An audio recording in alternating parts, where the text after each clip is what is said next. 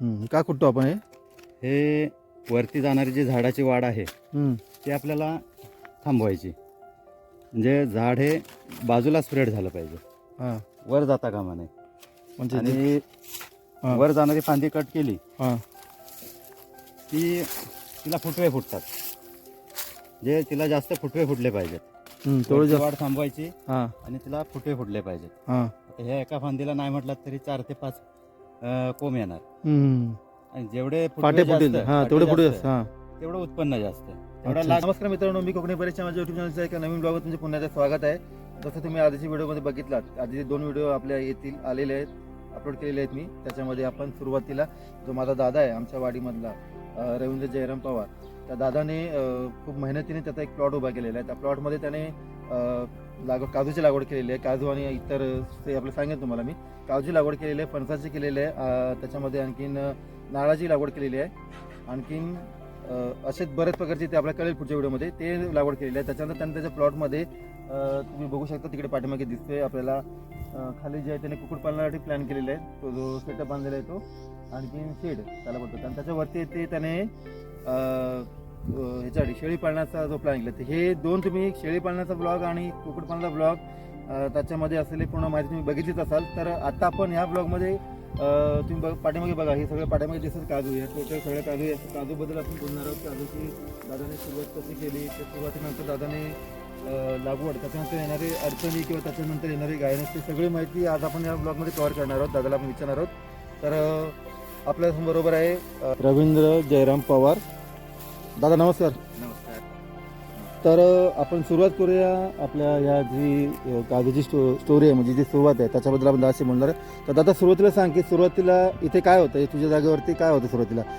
Already जागा साफसफाई होती की काय होतं, कसं? या ठिकाणी पूर्ण जंगल होतं सुरुवातीला. हां आता हे वरती कसं जंगल दिसतंय तुम्हाला, हां हां. हे अशी मोठी जंगली झाडं होती सगळी. हे सगळं जे उघडत दिसते. खाली रस्त्यापर्यंत जंगली झाडं होती.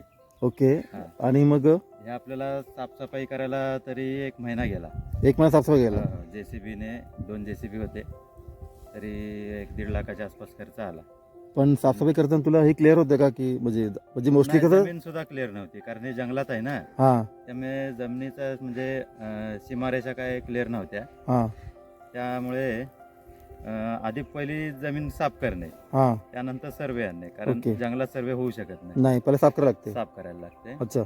त्यामुळे काय गावातल्या जुन्या जाणकार मंडळींच्या मार्गदर्शनाखाली केली सुरुवात. हां आमची आई हां. तिच्या माहितीनुसार सुरुवात केली. हम्म. पण ते जरा थोडे पलीकडे गेलो, दुसऱ्याच्या जमिनीत थोडी साफ झाली, ओके. बाजूची शेजारची जमीन, अच्छा. आणि आपली राहिली तशीच. ते तुला कसं कळालं? सर्वे आणला. सर्वे आल्यानंतर कळलं की बा दुसऱ्या आपण पलीकडच्या जमिनीत गेलोय साफ करत. अच्छा. ठिबकचे ना? आपली जमीन राहिली अर्धी तशी, ते पुन्हा अर्धी ते साफ साफ करायला लागली. लागली. अच्छा ठीक आहे. थोडा खर्च मग अशा पण अडचणी येऊ शकतात ना? येऊ शकतात, हा. कारण जंगलातली जमीन म्हटल्यावर अशा अडचणी येऊ शकतात. ओके. आणि आमचे ज्यांची जमीन साफ केली हा. त्यांनी पण काय ऑब्जेक्शन घेतलं नाही, सहकार्य केलं. ओके. पण माहिती नाही म्हटल्यावर ते होऊ हा, शकतात, ते अशा होऊ गोष्टी. शकतात. हा.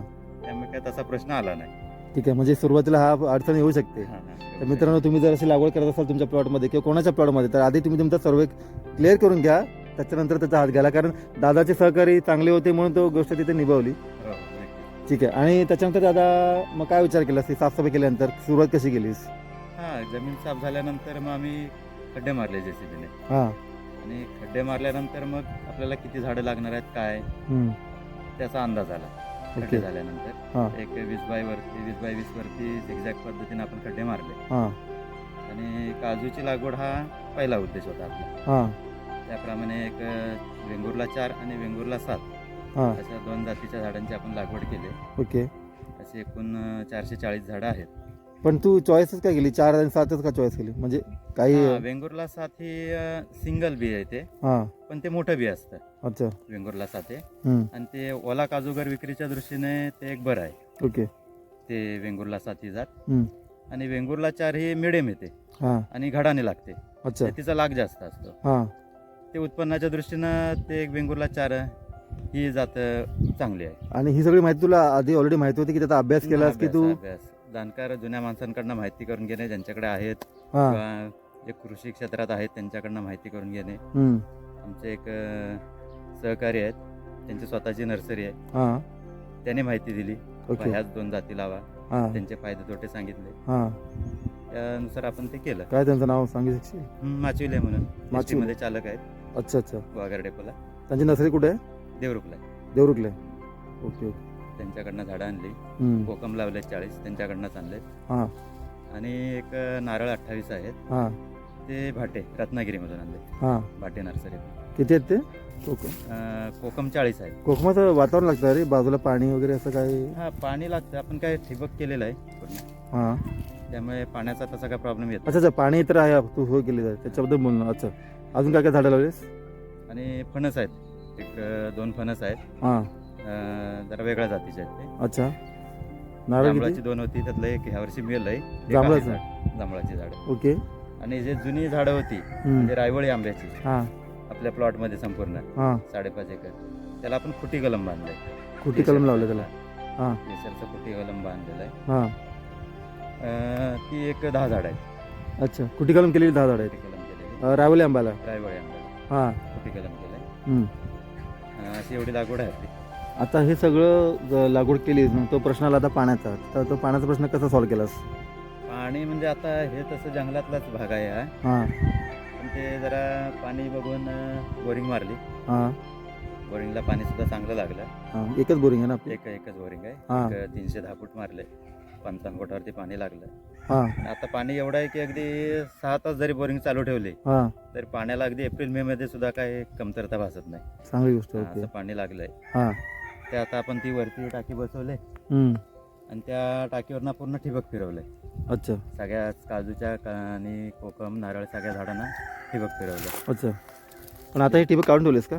आत्ता गुंडाळून ठेवलंय, जूनमध्ये मेच्या एंडिंगला गुंडाळून ठेवलं सगळं. हा. म्हणजे कसं पावसाचं. पावसाळ्यात लाईन खराब होतात म्हणून. हा. हा. आता ही साफसफाई आपला सूर्या करतोय हम्म. ग्रास कटरने. हा. ती साफसफाई झाली की पुन्हा त्या लाईन स्प्रेड करायच्या, ओके. पसरवायच्या हा. हा. लाईन त्या. मग चालू तरी अजून 1 महिना गेला तरी चालतंय. हे सगळं अजून साफसफाई जमिनीला करायला ओलावा आहे, काजूला चालतंय तेवढं. हा. थंडी पण वातावरण आहे ना. आणि त्यांचं आता हे ठीक आहे, आता हे एवढं जंगलामध्ये आपण गावाच्या बाहेर आहोत आता, तर मग प्राण्यांचा काय त्रास वगैरे? जंगली प्राण्यांचा त्रास आहे. गवेरेडे आहेत आपल्याकडे बरेच, हा. जंगल मोठं असल्यामुळे. हा. आता ही लागवड करून ह्या जूनला 2 वर्ष झाली. हा. आता आपला कुठला नोव्हेंबर महिना हा, चालला, नोव्हेंबर. जूनला 2 वर्ष झाली. हा. पण पहिल्या वर्षी जी लागवड केली हा. त्यात मला दुसऱ्या वर्षी 125 झाडं परत लावावी लागली. हा. म्हणजे एवढा त्या जंगली प्राण्यांनी त्रास दिला. म्हणजे उदाहरणार्थ कोणता प्राणी? हा, गवारेडा. गावरेडा. हा, रानरेडे. हम्म. त्यांनी त्रास दिला. म्हणजे काही झाडांची मोडतोड म्हणजे फक्त जास्त झाली. मोठे झाडं मोठे होईपर्यंत त्रास त्यांचा म्हणजे? झाल्यानंतर सुद्धा शेवटी तो जंगली प्राणी आहे, हा. त्रास देतोच पण प्रमाण कमी. ओके. एखादी फांदी मोडणे वगैरे हा. हा. होईल. तिथपर्यंत. पूर्ण झाड जात नाही. हा. रोपं असलं झाड जातं. हा, रोप असल्यामुळे ते कसं खाली बघणं नाही, त्याच्यावरनं चालत जाणे. हा. आणि एकदा त्याचा पाय पडला की झाड गेलं. गेलंच ते. मग त्यासाठी कुंपण वगैरे काय केलं होतं? कंपाऊंड केलं.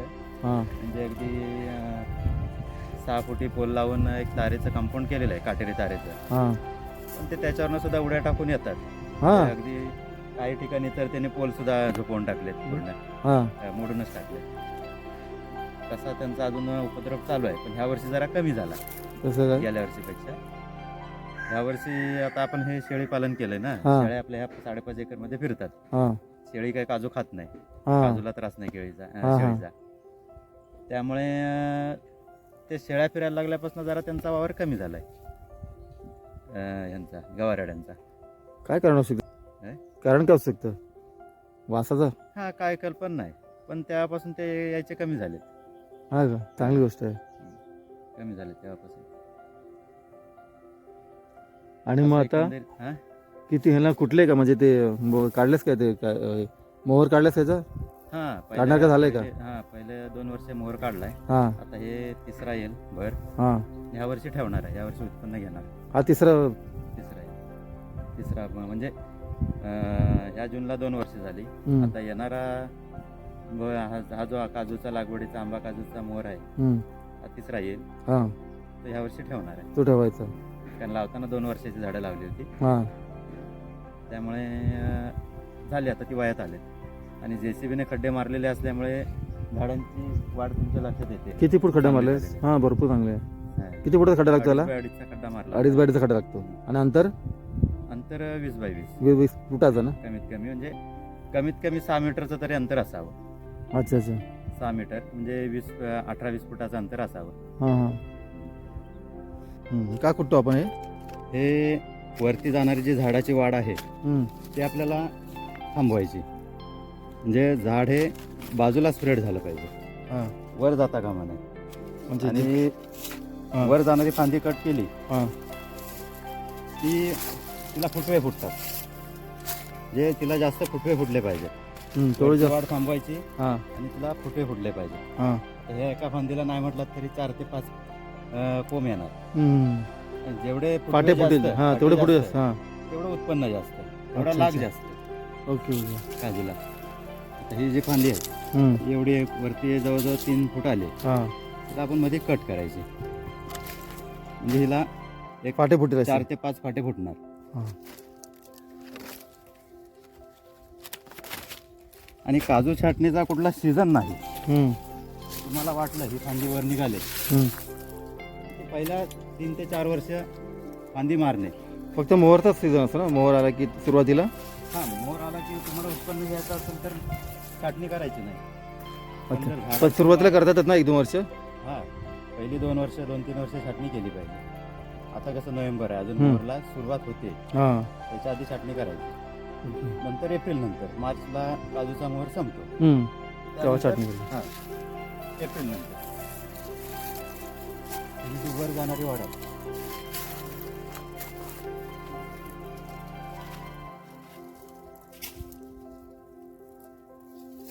ही जी वर जाणारी वाढ आहे ती थांबवायची.